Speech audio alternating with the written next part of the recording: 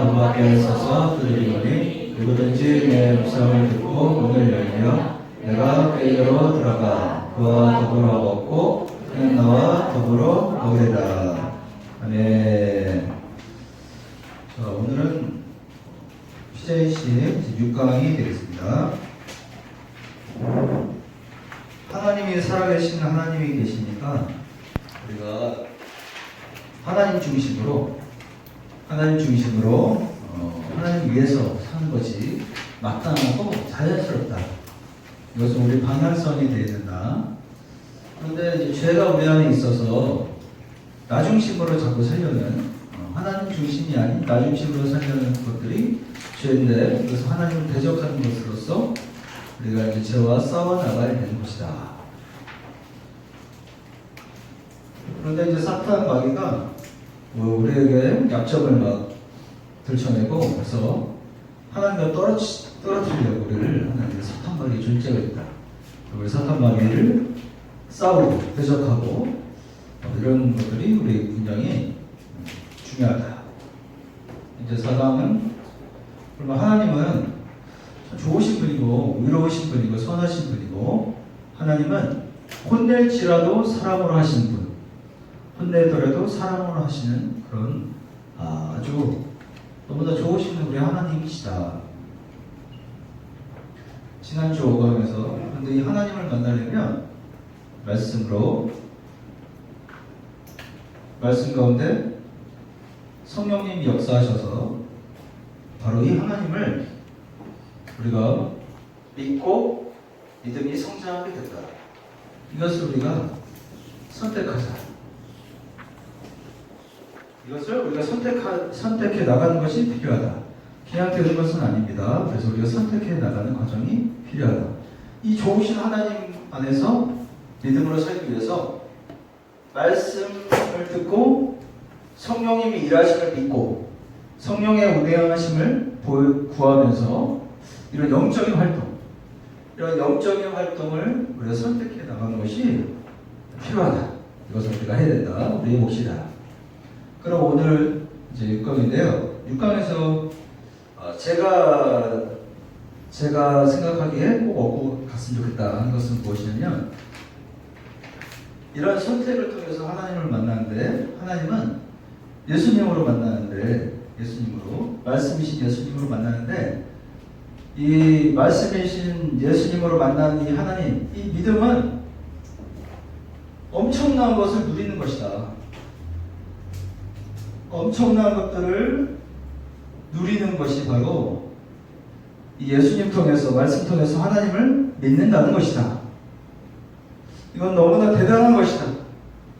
이런 믿음과 이런 느낌을 우리가 다 가지고 돌아가서 살았으면 좋겠습니다. 그러나 이것도 계속 우리가 선택하고 반복해서 묵상을 해야 하는 것이죠. 왜냐하면 우리가 교회를 다니고 예수님을 믿는다고 하지만 사실 이 말씀이신 예수님 안에서 성령님의 운행하는 가운데서 하나님 안에서 이런 엄청난 것들을 누리면서 산 사람들이 별로 사실 많지 않거든요. 많지 않고 예수님을 믿는다고, 제대로 예수님을 믿는다고 하면 사실 문제될 게 없습니다. 하나님을 제대로 사실 믿으면 이 세상에서 문제될 건 없고 그냥 하나님 나라죠. 이 세상도 하나님 나라인데, 우리에게 이런 하나님 나라가 잘 오지 못하는 것은 이것대로 하나님을 믿는 것이 쉽지만은 않다는 거예요.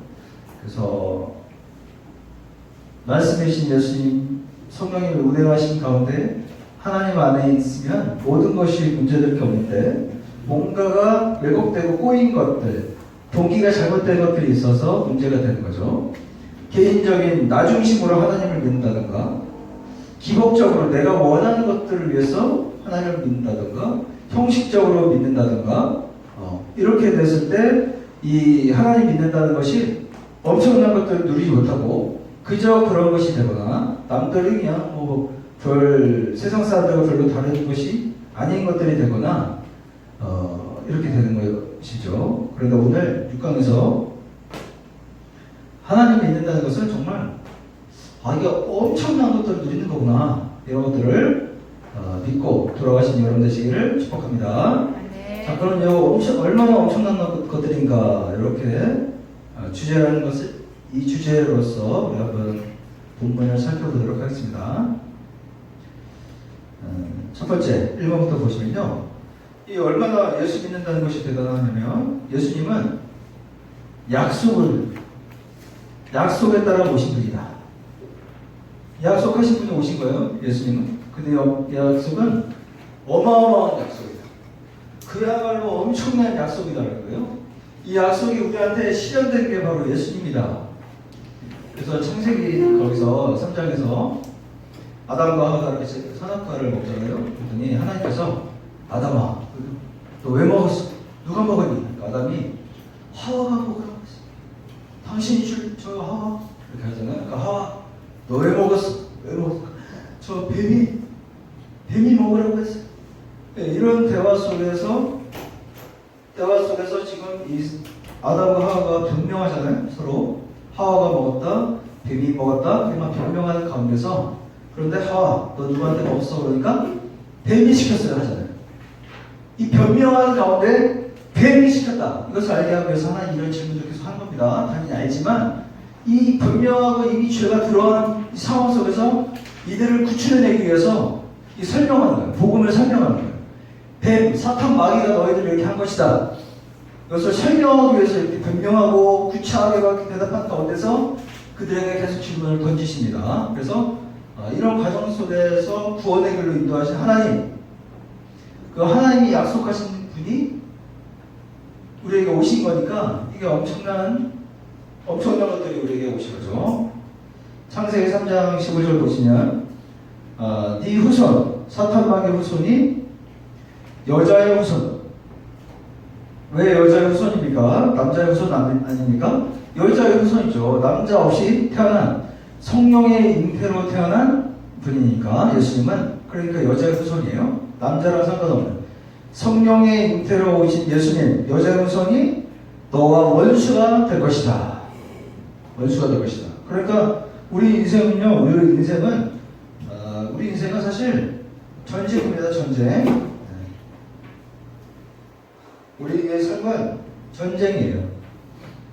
전쟁 중에 엄청난 것들을 우리에게 주신 겁니다. 사실. 그러니까 우리가 싸움은 지금도 계속된다. 이런 의식이 있다면 이 예수님이라는 분은 엄청난 분이죠. 우리에게 엄청난 분. 요한일서 3장 8절 시작. 죄를 지는 자는 마귀에게 속하나니 마귀는 처음부터 범죄함이라 하나님의 아들이 나타나신 것은 마귀의 일을 멸하려 하심이라. 그래서 죄를 짓는 것은 마귀에게 속한다. 이것도 우리가 분명히 알아야 됩니다. 죄를 짓는 것, 우리가 죄를 짓는 것은 마귀에게 속한 것이야. 우리에게 다 죄의 주머니가 있지만, 죄를 계속 짓지만, 이 죄를 짓는다는 것은 마귀에게 속한 것이다. 이런 의식이 있어야 돼요. 그래서 우리는 전쟁한다. 이런 의식이 있어야 된다는 거예요. 우리가 싸우고 넘어지고 하지만, 지금 이게 전쟁 중이고, 죄는 마귀에 속했다. 이런 진리 가운데 있어야 되죠. 그렇다면, 하나님의 아들이 나타나셔서 마귀의 일을 멸하려 하신다. 라는 것입니다. 하나님 아들 예수가 마귀의 일을 멸하려 하신다. 마귀를 이기는 열쇠, 그분이 바로 우리에게 오셨다는 거죠. 그러니까 이게 엄청난 것입니다. 자, 이런 이야기들은 구약의 선지자들로부터 쭉 내려왔던 것이에요. 그래서 창세기 22장에 보면 아브라함에게도 말씀하시는데 하나님께서 너희 씨는 바로 예수님을 말합니다. 너희 씨가 그 대적의 성문을 차지할 것이다. 이렇게 예언하셨죠. 그래서 18절 보시면 너희 씨로 말미암아 메시아, 바로 그 그리스도, 이어 너희 씨는 바로 예수님인데 너희 씨로 말미암아 천하 만민이 복을 받을 것이다 하신 그 씨, 바로 예수님께서 지금 우리에게 오셔서 엄청난 복을 주셨으니까 이것은 정말로 엄청난 약속으로 오신 분이다. 예수님은 두 번째, 처녀 잉태로 출생되었었죠. 이것은 이사야 7장에도 예언이 되어 있었는데요. 이사야 7장에서 처녀가 잉태하여 아들을 낳을 것이다. 그의 이름을 임마누엘이라 하리라. 처녀가 잉태하여 아들을 낳는다.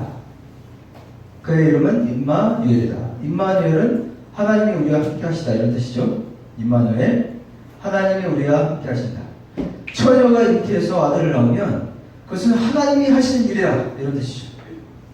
그의 이름을 임마누엘이라 이렇게 하라는 말은 처녀가 잉태해서 아들을 낳는다는 것은 하나님이 지금 하시는 일이야. 엄청난 일이야.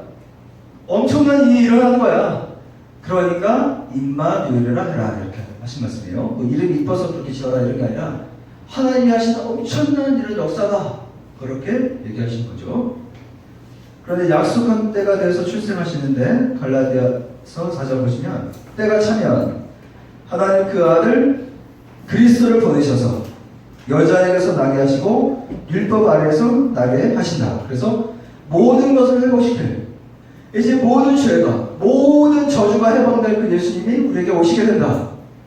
그렇게 얘기하셨는데 그 말씀대로 네 번째 말씀대로 성취가 되셨습니다. 마태복음 1장 22절 보시면 이 모든 일이 된 것은 주께서 선지자로 하신 말씀을 이루려 하시니 이루어진 거예요. 보라 처녀가 잉태하여 아들을 낳을 것이요 그의 이름은 임마누엘을 하리라 하셨으니 이사야에 약속했던 그 약속대로 그 약속이 이루어진 그것이 바로 예수님이다. 엄청난 것들이 이루어진 것이죠. 자, 41페이지. 예수님은 그래서 두 번째 하나님으로 세상에 오신 분이다. 누가 세상에 오셨다고요? 하나님께서. 하나님이 바로 여러분 안에 계신 것을 믿으시기를 바랍니다. 하나님이 우리 안에 계신 거예요.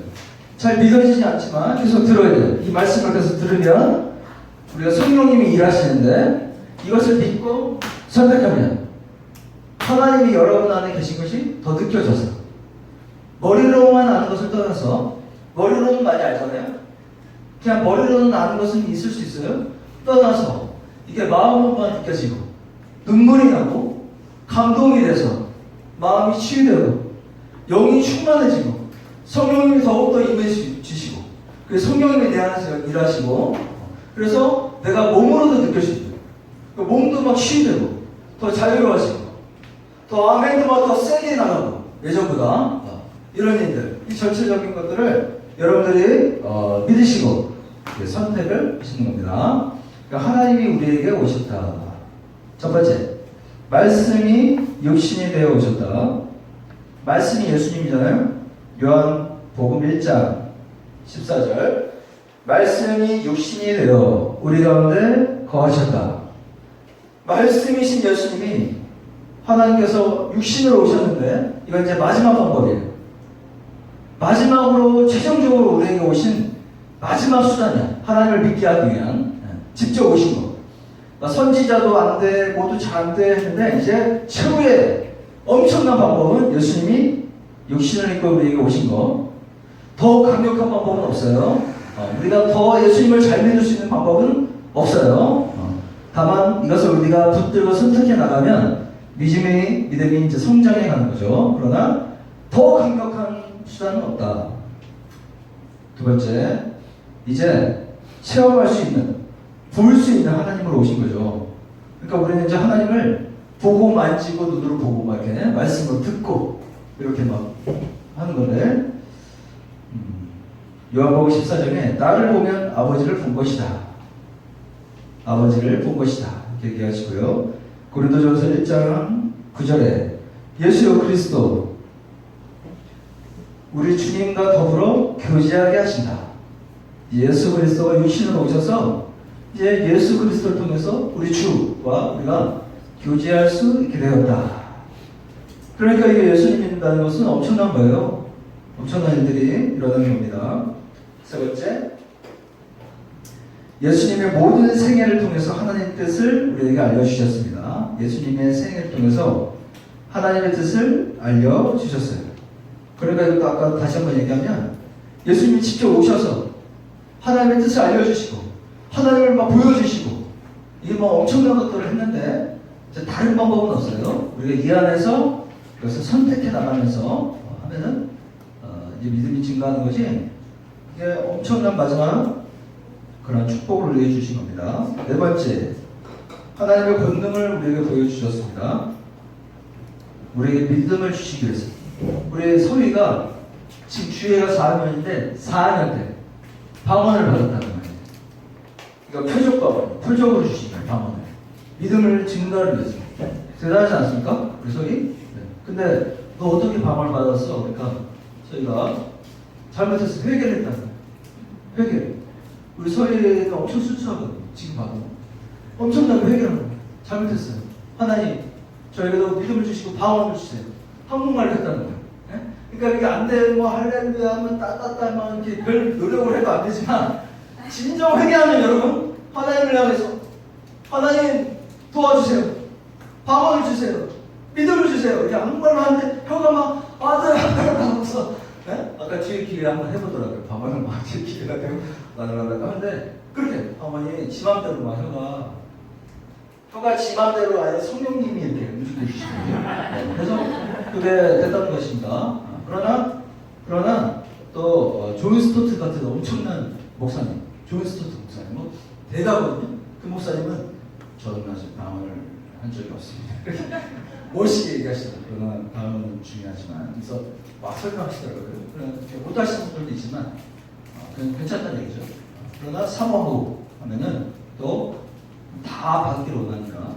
자, 그래서 능력으로 이렇게 우리 권능으로 보여주신 게 그걸 보시면 사도행전 2장에도 하나님께서 나사렛 예수로 큰 권능과 기사와 표적을 너희 가운데서 베푸사 너희 앞에서 그를 증언하셨느니라. 저도 7년 동안 허리가 아파가지고 죽으려고 했는데 허리가 엄청 튼튼해요. 지금까지. 진짜 고등학교 허리같이. 네? 그래서 제가 의자에 다 날려도 좋아요. 저도 이런 게 좋습니다. 섬기고 이런 게 튼튼하죠. 허리가 났을 때 제가 우리 조카 하린이를 막 안고 막 난리쳤었거든요. 이것은 표적이다. 표적. 이런 표적으로 우리들에게 보여주는 거예요. 하나님은 살아계시다. 능력으로.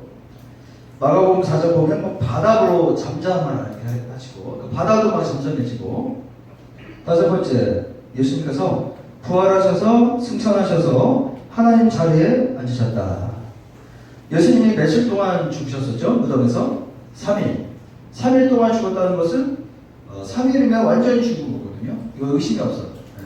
하루면은 좀 이상하다, 좀 안 죽은 거 아니야? 그랬을 수 있는데 3일, 확실히 죽은, 완전히 죽은 그것이 이제 3일이에요. 3일 만에 완전히 죽었다가 부활해서 승천하셔서 하나님 우편에 앉아 계시다. 그래서 마가복음 16장 19절 보시면 한번 읽어보겠습니다. 시작. 주 예수께서 말씀을 마치신 후에 하늘로 올려지사 하나님 우편에 앉으시니라. 하나님 우편에 앉았다는 것은 하늘이라는 것은 상징적인 공간이라고 했잖아요. 하나님 우편도 상징적인 표현, 하나님께 갔다는 표현인데 그게 중에 어디로 갔냐가 핵심이 아니라 그만큼 우리 예수님은 경외할 만한 분이라는 거죠. 하나님 대단한 거라는 거잖아요. 우리 하나님 믿는다는 것은 엄청난 것을 우리가 믿는다는 거예요. 그냥 뭐 살면서 그냥 우리 눈앞에 있는 이런 것 때문에 우리가 빠져서 이렇게 사는데 우리 모두가. 그러나 사실 믿음의 눈을 들면 엄청난 하나님 우편에서 예수님이 우리를 지키시고 우리를 위해서 기도하시고 우리를 구원하시기 위해서 언제 다시 갈까? 그것을 향해서 지금 세상을 바라보고 계신 예수 그리스도가 계시니 이것을 우리가 바라보면 이것은 정말 엄청난 그런 것인 거죠. 그래서 예수님께서 그렇게 하나님 우편에 계시고요. 자, 다음 페이지. 자, 예수님은 얼마나 대단하신가? 세 번째는 예수님은 사람으로 이 세상에 오셨습니다. 사람으로. 예수님이 이거 되게 신비로워요. 그래서 자세히 물어보면 좀 헷갈리고 뭐 그러니까 너무 이런 거 막 심각하게 물어보는 것보다는 믿는 게 중요한데 사람으로 오셨다는 거죠. 말씀이신 하나님께서 사람의 것. 근데 여기서 우리가 누릴 수 있는 것은, 우리가 누려야 되는 것은 영혼의 문제뿐이 아니라 육체 문제, 이 땅의 문제도 해결하려고 우리에게 오셨다는 거예요. 예수님께서 이 땅에 오셨기 때문에 우리의 육신의 문제, 이 땅의 문제, 관계의 문제도, 물질의 문제도 해결을 하실 수가 있다는 거예요. 이게 우리가 누려야 되는 건데요. 예수님께서 누가복음 2장 아기가 예수님이에요. 아기로 오셨어. 이게 성인으로 온 게 아니라 아기로 깐난하게. 근데 신비롭지 않습니까? 네. 네. 성인으로 참 멋있게 나타나신 게 아니라 아기로. 그러니까 기저귀도 이렇게 똥도 닦아줘야 되고 쉬도 하는 네? 너무 이렇게 깊이 들어가면 좀 이상하지만 어쨌든 확실한 그런 사람으로 100% 사람과 우리랑 똑같은 그렇게 사람으로 오셨다는 거예요. 이거 되게 신비롭지만 되게 감사한 건데 엄청난 겸손이죠. 근데 아기가 자라며 강하여지고 무슨 얘기냐면 처음에 약했다는 거예요. 60년. 자라면서 강해지고 지혜가 점점 충만해졌다는 거예요. 네.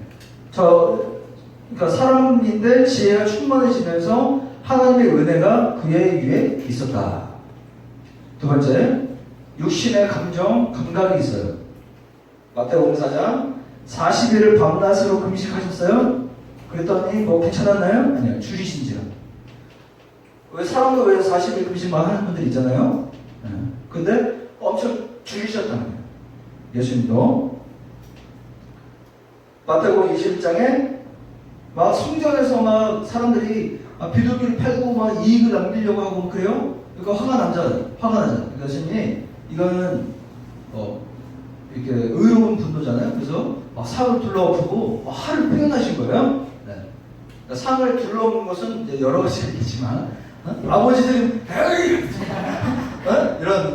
이런 막 짜증의 분노가 있고 이런 진짜 의로운 화를 내는 또 이런 상을 둘러엎는 이런 것도 있습니다. 상을 마태복음 26장에서 보시면 베드로와 세베대의 두 아들을 데리고 갔을 때 예수님께서 고민하셨다. 그리고 슬퍼하셨어요. 예수님께서 슬퍼하시고 그래서 우리를 이해하시고 여러분을 이해하시고 여러분을 공감하신다. 예수님께서 공감하신다. 이것이 여러분 되게 중요합니다. 예수님은 우리와 똑같은 인간의 100%의 삶을 사셨어요. 하나님이시지만 그래서 우리와 똑같은 곳으로 오신 거예요. 다만 죄가 없으신 하나님이었을 뿐이지 우리와 똑같은 삶을 사셨어요. 예수님은요. 그래서 냄새나는 말구에서 태어나셨잖아요. 우리는 산부인과 좋은 데서 태어나잖아요. 요즘에. 근데 예수님은 냄새 얼마나 나는데 마구간이 햄스터만 키워도 막 냄새가 막 엄청나는데 말구유잖아요. 그게 뭐 깨끗한 게 뭐 이쁜 이렇게 말구유가 아니라 엄청 냄새나는 곳에서 태어나셨다는 거예요. 예수님은. 그러니까 우리보다 더 심하다는 겁니다. 어떻게 보면 우리의 삶보다 우리는 지금 이렇게 깨끗한 곳에서 그 좀 하잖아요. 지하철 타고 차가 한 말구유에서 태어나셔가지고 막 사람들이 죽이려고 쫓아오는 거예요. 예수님을 죽이려고. 도망가잖아요. 조금 도망가나? 여기서 1시간 거리 아니에요? 수백 킬로. 날씨가 뭐 화창해요? 오늘도 훨씬 더 광야. 엄청 덥고 신발은 뭐 만나면 신발도 뭐 엄청나고 막 치지는 못하고 그렇게 해서 요셉하고 마리아하고 예수님을 데리고 이렇게 수백 킬로를 걸어서 다니는 그런 인생을 사셨다는 거예요. 예수님. 우리보다 훨씬 더 괜찮은 삶, 우리보다 훨씬 더 어려운 어떻게 보면 그런 삶을 사셨지만 예수님은 자신의 사명을 잊지 않고 하나님을 붙들고 우리보다 더 어려운 삶이었지만 선택을 하신 거야. 하나님 안에서 내가 해야 할 것들 성령의 도움을 통해서 하나님 안에서 내가 해야 할 사명 성령님 안에서 붙들고 인생을 살아가신 거예요. 목수일을 하면서 힘들게 목수일도 배우고 그렇게 살아가시다가 도움이 굉장히 된다고 그러지 않습니까? 도움이 되는 얘기를 정확하게 굉장한 도움이 되는 얘기예요. 그래가지고 예수님께서 십자가에 죽으신 그 일을 위해서 사신 거예요. 이것이 바로 가치 있는 삶이다. 여러분 기억하시기를 축복합니다. 이런 인생. 그래서 우리를 잘 이해하신다는 것이고요. 거기 히브리서 2장 제가 한번 읽어드리겠어요. 자녀들은 혈과 육에 속하였음에 그도 또한 같은 모양으로 혈과 육을 함께 지니심은 죽음을 통하여 죽음의 세력을 잡은 자, 그 마귀를 멸하시며 또 죽기를 무서함으로 한평생 내어 종노릇하는 모든 자들을 놓아주려 하시니 이는 확실히 천사들을 붙들어 주려는 천사들 정도 도와주시려는 것이 아니라 오직 아브라함의 자손을 붙들어 주려 하심이라. 그러므로 그가 예수님이 범사의 형제들과 같이 되심이 마땅하도다. 이는 하나님의 일에 자비하고 신실한 대제사장이 되어 백성의 죄를 속량하려 하심이라. 네, 예수님께서 이렇게 엄청난 일을 하러 오셨고요. 히브리서 4장 15절 함께 읽습니다. 시작. 우리에게 있는 대제사장은 우리의 연약함을 동정하지 못하실 이가 아니요 모든 일에 우리와 똑같이 시험을 받으신 이로되 죄는 없으시니라. 아멘. 우리의 연약함을 이해하지 못하실 분이 아니라는 겁니다. 예수님은 다 우리의 연약함을 아세요. 어제 우리 세연이가 제 옆에 누워가지고 제가 갑상선 숨을 잡고 있잖아요. 이게 좀 안쓰러웠는지 아빠 이거 수술하면 없앨 수 있어 그러더라고요. 없애고 싶었나 봐요. 그래서 제가 이게 아버지를 향한 하나님을 향한 우리의 마음이에요. 하나님을 향한 마음이 있어요. 잘하고 싶으면. 그래서 제가 테스트를 했지. 자, 네가 용돈을 모아서 그걸로 아빠 이거 수술을 해줄 수 있어. 네 용돈을 모아서 수술을 해줄 수 있겠어? 얘가 너무 심각하게 심각하게 한참 막 고민하는 이게 우리의 이제 모습이죠. 네. 하나님을 향한 마음이 있으나 그 순간순간 그 과제와 테스트가 어려우십니다. 근데 막 심각하게 하면서 힘들 것 같다고 힘들 것 같다고 생각했는데 아버지 제 마음이 너무 사랑스러워요. 괜찮아요. 연약하지만 그걸 하지 못했잖아요. 근데 너무 사랑스러워. 이게 하나님의 마음입니다. 그런데요. 그러나 우리가 세안이가 계속 잘하요? 10년, 20년 잘했어요. 20대, 30대가 됐어요? 우리 주례가 세안이한테 너는 부목사가 되라 얘기해요. 세안이도 나는 부목사가 되래. 그래서 아빠를 도와줄래 이렇게 얘기하거든요. 그게 변할 수도 있지만 그러나 20년, 30년 되어서는 그렇게 성장은 해야 된다. 네. 세안이가 여전히 아빠한테 그렇게 사랑만 받는 8살짜리는 계속 있을 수는 없다. 이것도 맞는 거죠. 그래서 하나님은 우리를 전부 다 아시고 너무나 사랑스러워 하시지만 하나님 안에서 우리가 성장해 나가는 우리의 모습은 배워야겠다. 그래서 바로 그런 네 번째 예수님은 그래서 대표로 우리의 죄를 대신해 주실 대표로 이렇게 오셨어요. 43페이지 고린도후서 5장 14절 고린도후서 5장 14절 보시면 그리스도의 사랑이 우리를 강권하시는도다. 우리가 생각하건대 한 사람이 모든 사람을 대신하여 죽었은즉 모든 사람이 죽은 것이라. 예수님께서 대신해 죽은 것이 모든 사람을 위해서 죽은 것이라는 거예요. 마치 대통령이 사인하면 우리가 거기에 영향을 받아요. 네. 히틀러가 사인을 해가지고 독일이 그렇게 전제국가가 됐듯이 대표성이 있어요. 예수님이 바로 우리의 대표시라는 거고요. 자, 네 번째, 예수는 그리스도로 우리에게 오신 분이에요. 예수님은 우리에게 그리스도로 오신 분이다. 그리스도. 메시아는 히브리어고요. 참고로 메시아는 히브리어. 헬라어적 표현은 그리스도. 근데 우리말로 약간 일본어적으로 비슷하게 그리스도 이렇게 번역이 된 거죠. 그리스도. 그래서 영어는 크라이스트. 다 이제 이런. 근데 이제 이것을 해석을 하면 거의 초록색 글씨처럼 기름 부음을 받은 자 이런 뜻이에요. 기름 부음을 받은 자. 구약에서는 세 가지 직분이 기름을 받았는데 제사장, 선지자, 왕. 이 세 가지 직분이 기름 부음을 받았는데 예수님은 바로 이 세 가지 직분 모두의 기름 부음을 받은 자다. 예수님께서. 다시 얘기하면 우리에게 무슨 얘기냐면 우리의 모든 문제를 해결할 수 있는 분이 바로 예수님이다. 이런 뜻이 돼요. 예수는 이름이에요. 자, 이름을 예수라 해서 예수라 지은 거예요. 상형과 같은 이름이에요. 물론 예수도 뜻이 있어요. 예수도 여호수아 구원자라는 뜻이에요. 그러나 상형 같은 이름이에요. 예수. 그런데 그리스도는 역할이에요. 메시아 기름 부음 받은 자 이런 뜻이고 그래서 모든 문제를 해결할 자 이런 역할이라는 거예요. 그리스도. 모든 문제를 해결할 자. 그러니까 우리가 엄청나게 선택해야 되는 철저하게 붙들어서 이 엄청난 것들을 누리는 우리가 되어야 된다는 거예요. 이것을 막 붙잡고 침노하고 해서 이것을 자, 그럼 첫 번째 제사장으로서, 제사장은 옛날에는 양을 들여서 제사를 지내서 죄를 사했잖아요. 예수님은 제사장으로서 오셔서 죄 문제를 해결하시는데, 거기 히브리서 10장 14절처럼 히브리서 10장 14절처럼 그가 거룩하게 된 자들을 한 번의 제사로 십자가에서 영원히 온전하게 하셨다. 한 번의 제사, 십자가의 제사로 영원히 우리들을 온전하게 하셨다. 이게 엄청난 것들이었죠. 이게 엄청난 것입니다. 자, 선지자적인 기름 부음을 받으셨는데, 선지자는 옛날에 말씀을 전하는 이사야, 예레미야 이런 분들인데, 바로 하나님의 말씀을 대언하잖아요, 선지자. 그래서 요한복음 14장 6절 같은 역할을 하신 거예요, 예수님께서. 다 같이 시작. 예수께서 이르시되 내가 곧 길이요 진리요 생명이니 나로 말미암지 않고는 아버지께로 올 자가 없느니라. 바로 하나님께 나아갈 수 있는 이런 선지자적인 역할 할 수 있는 기름 부음을 바로 예수님이 받으셨고요. 44페이지로 가시면 예수님께서는 왕으로서도 기름 부음을 받으셨어요.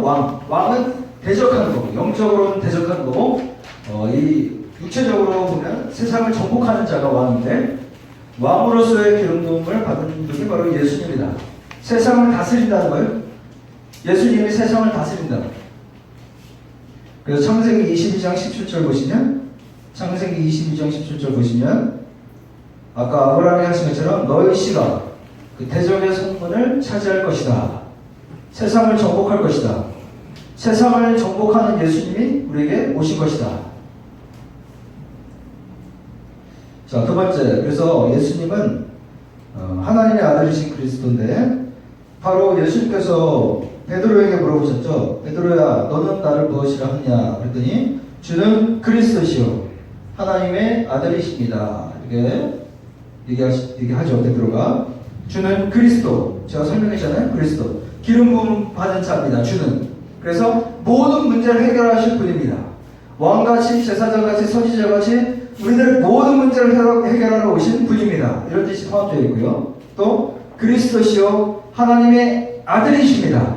이런 얘기는 무슨 얘기냐면, 그것은 예수님은 바로 하나님이십니다. 이런 뜻이에요.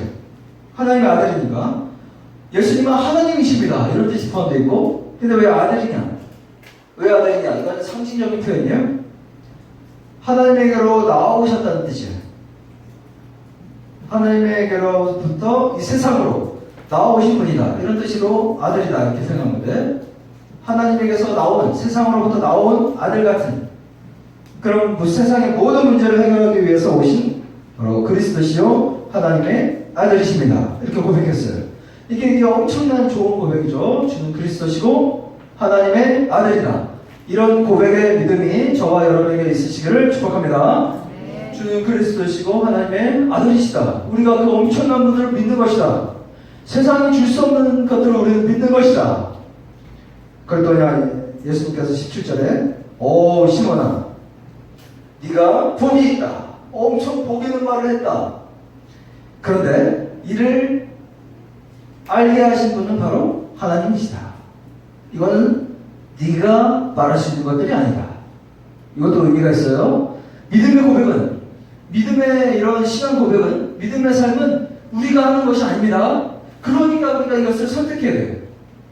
이런 믿음의 고백, 믿음의 생각들, 믿음의 행동은 우리가 하는 것이 아니에요. 바로 하나님이 주시는 거예요. 하나님이 우리가 말씀 안에서 있을 때 성령님이 운행하셔서 우리에게 주시는 거예요. 그러니까 우리는 이것을 선택해 나갈 뿐이죠. 내가 여기 있습니다. 이렇게 선택하면 하나님이 주시는 거예요.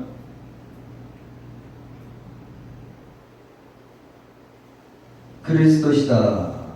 이것을 알게 하는 것은 하늘에 계신 나의 아버지다. 자, 그 다음 페이지로, 마지막 페이지로 가시면 45페이지.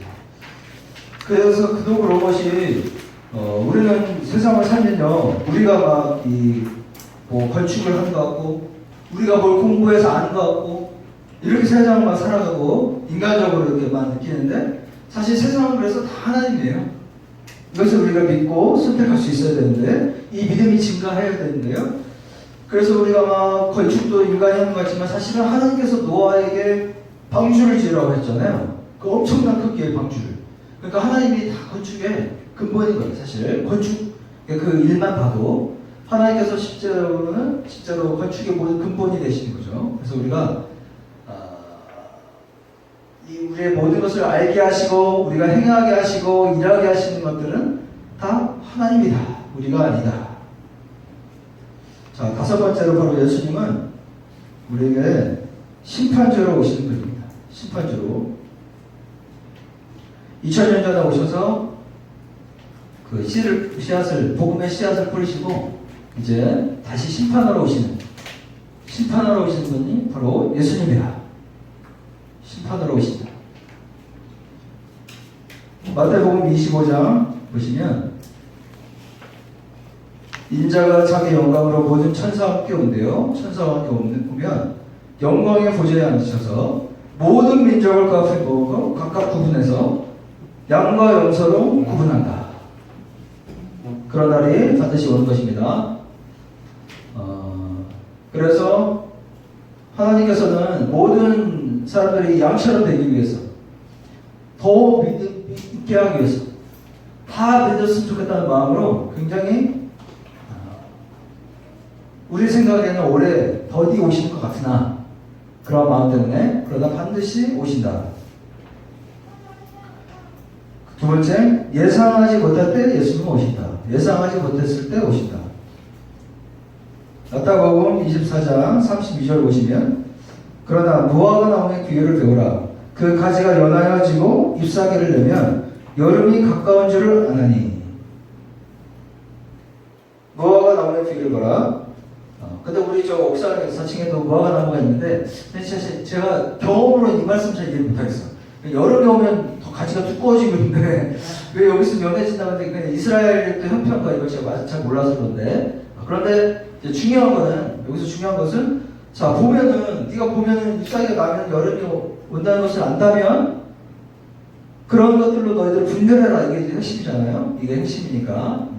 근데 아직 제가 무화과나무 연구는 안 해봤습니다. 연구를 좀 해봐야겠네요. 근데 지금도 이제 보시면은 마지막 때 징조가 있으면 무화과 나무처럼 예수님이 오는 것이 가까워지고 있다. 이것은 너희들 분별해라. 이런 뜻이잖아요. 그래서 우리가 요즘에 시대적인 이런 것들을 보면 마지막 때에 좀 더 많이 가까워지고 있구나. 이런 것들을 우리가 이렇게 분별할 수가 있죠. 그래서 예수님이 오셨을 때 너무 걱정하지 마십시오. 우리 지금의 상태로는 너무나 부끄럽고 이상하고 그러겠지만 예수님이 오시면 신령한 몸으로 변화되기 때문에 그런 걱정을 하지 마세요. 근데 너무나 좋고 신령한 몸으로 변화되는 거예요. 믿음이 있어서 지금 이 죄의 상태로 예수님과 계속 지내는 것이 아닙니다.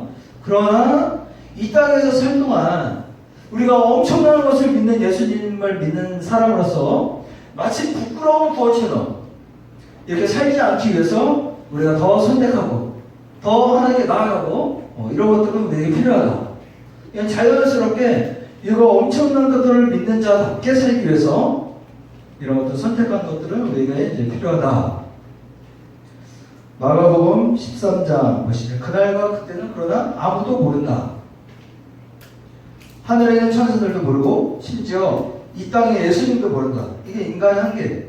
예수님의 인간 100%이기 때문에 육신적인 예수님의 한계예요. 모르고 아버지만 아시느니라. 여기서 아들은 인간 예수님을 강조된 거죠. 인간 예수님의 한계. 이 몰라야만 대속이 되는 거예요. 이것은 대속을 위한 조건인 거예요. 이거 좀 이상하잖아요. 해결할 수 있는데 심화로 하면 심화학습인데 이거를 몰라야 진짜 대속의 조건이 되는 거예요. 죄는 없고 완전한 인간이에요. 완전한 인간. 그래서 굉장히 인간적인 모습이 있었던 거예요. 예수님한테는. 우리가 아는 것보다 훨씬 더 인간적이에요. 그냥 우리 그대로 이 십자가를 달린 거예요. 우리 연약한 그대로. 근데 죄가 없어서 구원받는 거죠. 대속이 될 뿐이지 굉장히 연약한 모습이 있어요. 우리와 같이. 그래서 그러나 예수님, 인간 예수도 모를 정도로 아무도 모른다. 세 번째, 예수님이 다시 오실 때는 공개적으로 오신다. 이게 무슨 얘기냐면 거기 사도행전 1장 11절 보신 것처럼 갈릴리 사람들아 어찌하여 서서 하늘을 쳐다보느냐 너희 가운데서 하늘로 올려주신 이 예수는 하늘로 가심을 본 그대로 오시리라. 그래서 모든 인류가 한꺼번에 다 한다고 했잖아요. 그래서 여기서 얻을 수 있는 잠깐의 또 심화학습은 모든 인류가 알지 못하는 재림 예수라고 하는 사람들은 다 이단이다. 여기서 이런 힌트도 얻을 수 있어요. 모든 사람들이 다 일단 알아야 되는 거예요. 내가 재림 예수다 하는 이단들이 많거든요. 내가 재림주다 이런 거 많아요. 뭐 이만희 또 그렇잖아요. 시천지 성령이 되잖아요. 근데 그러려면 이 성경대로 지금 주장하는 거예요. 이만희가 성경대로 주장하는 건데 그렇다면은 성경대로 그걸 풀어보면 모든 인류가 이만희를 알아야 돼. 믿지 않고를 떠나서 모든 인류가 이만희 근데 믿느냐 안 믿느냐 이렇게 나뉘어야지 모든 인류가 모르면 그건 예수가 아니에요. 가해자는 어떻게 보면 뚜렷해진 거죠. 뚜렷해진 거예요. 모든 사람들이 다 인지를 해요. 자, 그래서 이렇게 됐습니다. 자, 그래서 지금까지 다 못 들었어도 요 마지막만 잘 들으면 됩니다. 지금 요 마지막만 잘 들으면 돼요. 그래서 예수님께서 요 마지막이 중요해요. 바로 예수님께서 이거 알죠? 엄청난 것들을 우리에게 주시기 위해서 오신 분이 바로 예수님입니다. 그래서 우리가 예수님을 믿는다는 것은 실로 대단한 것이다. 이 힘으로 우리가 함께 이렇게 나아가는 거죠. 예수님 믿는다는 것은 엄청난 것이다. 그냥 시시한 그냥 장면 이런 게 아니라 이거 진짜 엄청난 차원이다. 엄청난 차원의 것들이 바로 예수님 믿는 것이다. 자, 이렇게 해서 우리 같이 기도하도록 하겠습니다. 기도할 것은요. 하나님, 저희들을 선택하기를 원합니다. 예수님을, 말씀이신 예수님, 성령 안에서 선택하기를 원합니다. 성령님 운행하여 주셔서 정말로 이 엄청난 것들을 누리고 하나님을 바라보면서 정말 하나님께 몸과 마음과 영혼을 다 드릴 수 있을 정도의 그 믿음으로 성장하여서 정말로 예수님보다 더 큰 일을 하며 살아가는 그런 가치 있는 삶을 우리가 살아갈 수 있도록 우리를 붙잡아 주시옵소서. 우리 주여 우리와 함께 기도하겠습니다. 주여 아버지, 저희들 함께 기도드립니다. 저희들 함께하여 주셔서 성령님 일하여 주셔서 저희들 안에 마음을 열어놓고 예수 그리스도를 붙잡고 선택하기를 원합니다. 정말 엄청난 것들을 주신 예수님을 믿으며 저희들 살아가기를 원합니다. 하나님 약속을 따라서 이 땅에 오신 예수 그리스도, 엄청난 것들을 우리에게 주시기 위해서 오신 예수님, 우리가 하나님을 우리 안에 모시고 살아가는 것을 믿으며 살아가는 우리가 되기를 원합니다. 하나님 마귀와 전쟁하고 죄와 싸우며 살아가는 우리가 되기를 원합니다. 아버지, 이 세상은 정말로 먹는 전쟁 이런 것뿐만 아니라 영적인 마귀와의 전쟁이 정말로 공중적인 것들을 기억하면서 그리스도를 모시고 마귀와 전쟁하며 영적으로 하나님 그렇게 살아가는 우리가 되기를 원합니다. 하나님 우리에게 놀라운 것들을 보내주신 하나님, 사람으로 이 땅에 오셔서 인간으로 이 땅에 오셔서 우리의 모든 것들을 긍휼히 여기시고 모든 것들을 함께 하시고 하나님 함께 동정하시며 하나님 우리 위해서 지어주신 그 하나님으로서 십자가에 죽으신 그 예수님, 하나님 그분을 바라보며 그 안에서 살아가는 우리가 될 수 있도록 하나님 우리를 붙잡아 주셨소서. 예수 그리스도, 하나님의 아들이신 예수 그리스도, 우리가 믿으며 살아가는 그런 고백을 드리며 살아가는 우리가 되기를 원합니다. 주는 그리스도십니다. 하나님의 아들이십니다. 우리의 모든 문제를 해결하러 오신 주는 그리스도시요 하나님의 아들이십니다. 주의 문제와 하나님과의 관계의 문제, 하나님 그 모든 문제를 해결하시기 위해 오신 그리스도 예수, 하나님 그분을 믿으며 살아가는 우리가 될 수 있도록 하나님 붙잡아 주시옵소서. 이 시간 충만하게 오셔서 성령이 이내 운행하여 주시옵소서. 운행하여 주시옵소서. 일하여 주시옵소서. 우리에게 믿음을 주시옵소서. 예수님을 심판주로 다시 오실 것이면 하나님 그 심판주로 다시 오실 때 하나님 정말로 보람되는 인생, 가치 있는 인생을 살아가 이렇게 고백드리며 하는 나라로 올라갈 수 있는 우리가 될 수 있도록 하나님 우리에게 믿음을 주시옵소서. 땅의 것만 바라보고 살아가지 않게 하시고 하나님 우편보호자이신 예수 그리스도를 바라보며 순간순간 더 좋은 것을 취하며 살아갈 수 있는, 더 성장하며 살아갈 수 있는 우리와 될 수 있도록 하나님 믿음을 더하여 주시옵소서.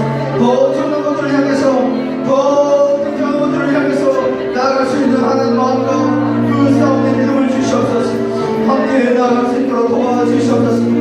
오 주여 그 믿음을 허락하여 주시옵소서. 그 믿음을 허락하여 주시옵소서. 하늘에 계신 예수 그리스도를 바라보며 동행하며 하나님 안에서 좋은 것을 누리며 선택하며 살아가는 우리가 될 수 있도록 붙들어 주시옵소서. 주님께 모든 것들이 다 거듭할 수 있는 우리가 될 수 있도록 하나님 붙잡아 주시옵소서. 진정 우리 몸과 마음과 육신을 하나님께 드릴 수 있는 믿음을 우리에게 허락하여 주시옵소서. 성령 하나님 일하여 주시옵소서. 우리의 믿음의 성장을 주시옵소서. 하나님 일하여 주시옵소서. 우리의 믿음의 성장을 주시옵소서. 할렐루야. 주여 아버지